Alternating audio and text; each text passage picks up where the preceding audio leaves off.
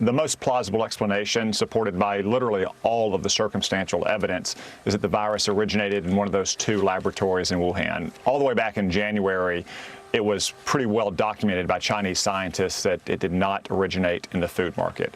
But wherever it originated, Maria, we know that the Chinese Communist Party was both criminally negligent and incompetent at first, and then deliberately malevolent in the way they responded to this virus for their own people and the world. That was Arkansas Senator Tom Cotton with me on Sunday Morning Futures in early 2020. He was spot on about the origins of COVID nearly 3 years ago.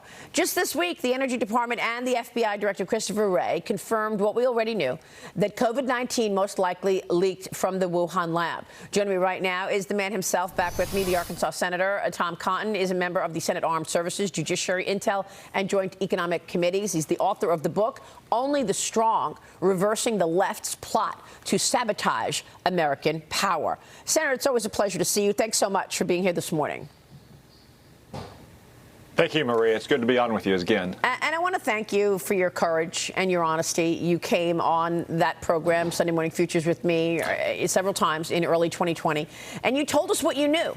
And you told us, based on the intelligence that you had, what you expected in terms of the origins of COVID-19, and you were slammed for it. I've got some headlines here from the media. Washington Post, Tom Cotton keeps repeating a coronavirus fringe theory that scientists have disputed. New York Times, Senator Tom Cotton repeats fringe theory of coronavirus origins. It goes on and on. Here is Politico. Tom Cotton playing a dangerous game with his coronavirus speculation. MSNBC. Cotton repeats coronavirus conspiracy theory despite evidence. Senator, what do you want to say to all those media outlets?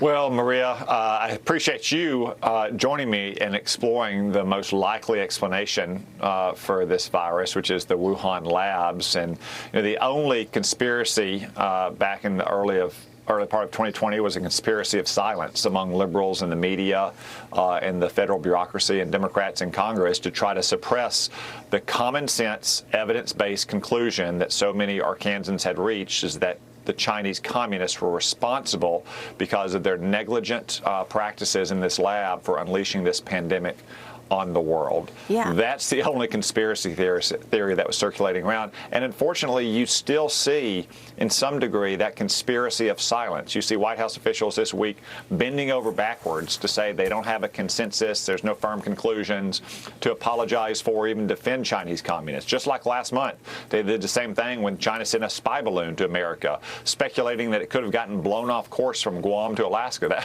That's a heck of a win, Maria. That's what's dangerous, is that the Biden administration and liberals in the media still have this mindset that somehow if we appease Chinese communists, if we mollify them, if we kowtow to them, then they won't take provocative action towards America. That's the exact opposite of what we should be doing. And I'm glad you used the word dangerous, because it has gotten downright dangerous. We know that the CCP wants to overtake the United States as the #1 superpower. We know that they've been stealing our intellectual property, costing American business $600, $700, $800 billion a year.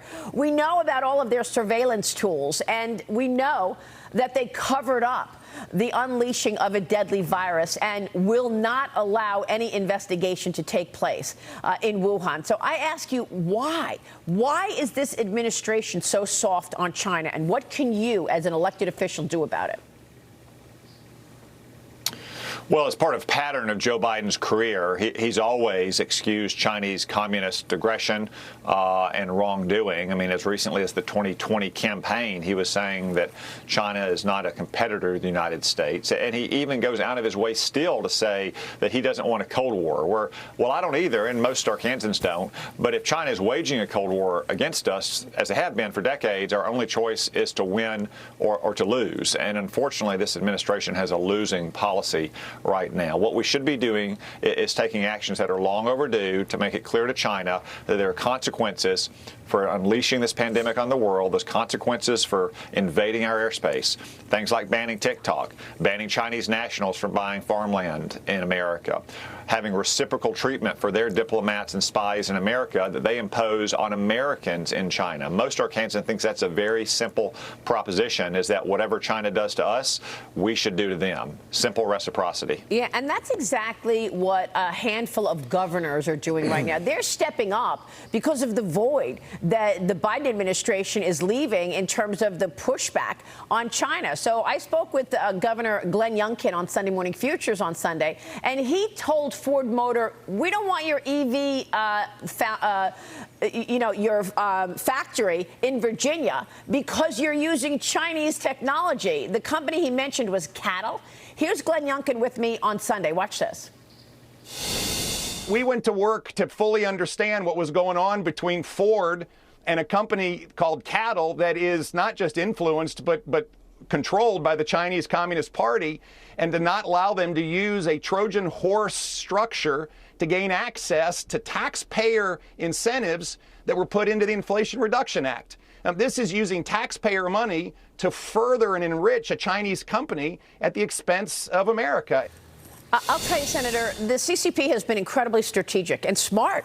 The way they have infiltrated America, from things like that, technology company Cattle, which, by the way, we learned later is a Hunter Biden investment. So he also has a stake in Cattle, which is undermining the United States. But from things like that to the universities and the academia infiltration as well. Yeah, Maria, first off, I want to commend Governor Youngkin for a bold decision to refuse siding in Virginia.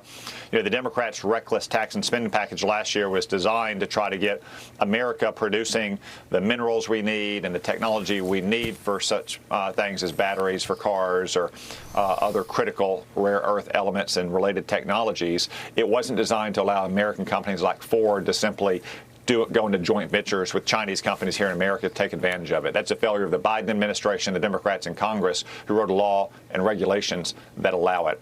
Yeah. You're right about the further point, too, is that there's a vast network of what I call the China lobby.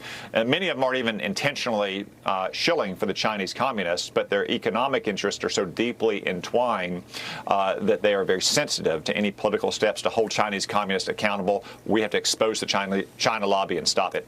By the way, they're also coming through the wide open southern border, right? I mean, I'm speaking with border agents, and they're telling me increasingly that Chinese citizens, Chinese nationals who may be tied to the CCP, they get their directives, they go to America and take information back.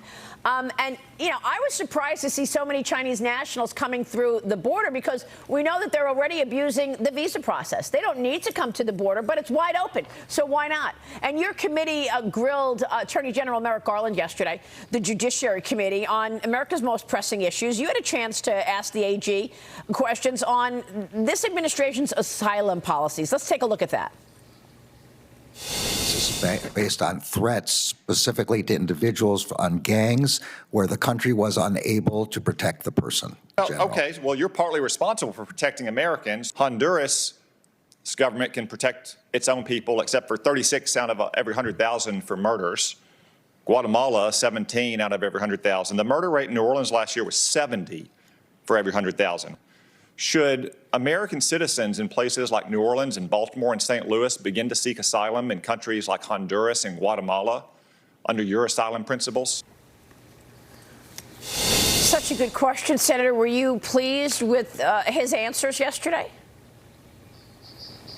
No, the Attorney General is being run roughshod by progressives inside the department. The simple point I made is that asylum is designed to protect people facing persecution based on, say, religious beliefs or political beliefs or ethnicity. It's not designed to help people escape dangerous countries or poverty. Even if it were, we have plenty of American cities run by Democrats that are more dangerous than Central American countries.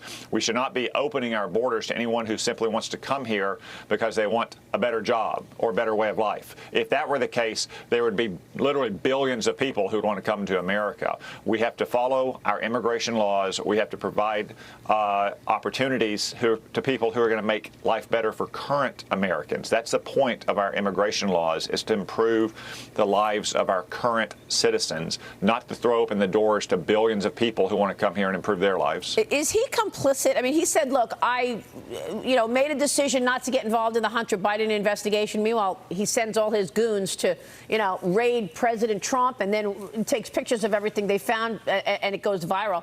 The Senate voted to kill the Biden administration's ESG investment rule, encouraging private investment plans, fiduciaries to consider environmental, social, and governance factors when making an investment decision. But the president said he's going to veto it. Even this move is going to impact 150 million Americans. What are your thoughts there? And what about Merrick Garland? Do you think that he's telling the truth when he says the border is secure, or when he says, I purposely did not get involved in the Hunter Biden investigation because of any conflicts? I mean, this guy's still walking around, and this investigation's how long now? 6 years into the influence peddling investigation? Yeah, Mayor Garland was not telling the truth. He dissembled on many points yesterday. For instance, on why we haven't arrested any of the people who broke the law protesting outside of Supreme Court justices' home. So he dissembled on point after point after point. Senator, we're watching your leadership and certainly all that you have been doing, and we appreciate it. Our viewers would like answers. It's been a tough 2 years, Senator. What does the next 2 years look like? Well, hopefully, with a Republican majority in the House, we're going to pump the brakes on the worst parts of the Biden agenda and begin to get some accountability for their overreach from the vast administrative state that they've weaponized against so many Americans. What are your priorities right now in the Senate? The most urgent priorities we face are rebuilding our military, making sure that our munition stockpiles are ready to confront not just the threat in Europe, but even more importantly, the threat that China poses in the Western Pacific. Really important. Senator, thanks very much for your work. We'll be watching. Thank you.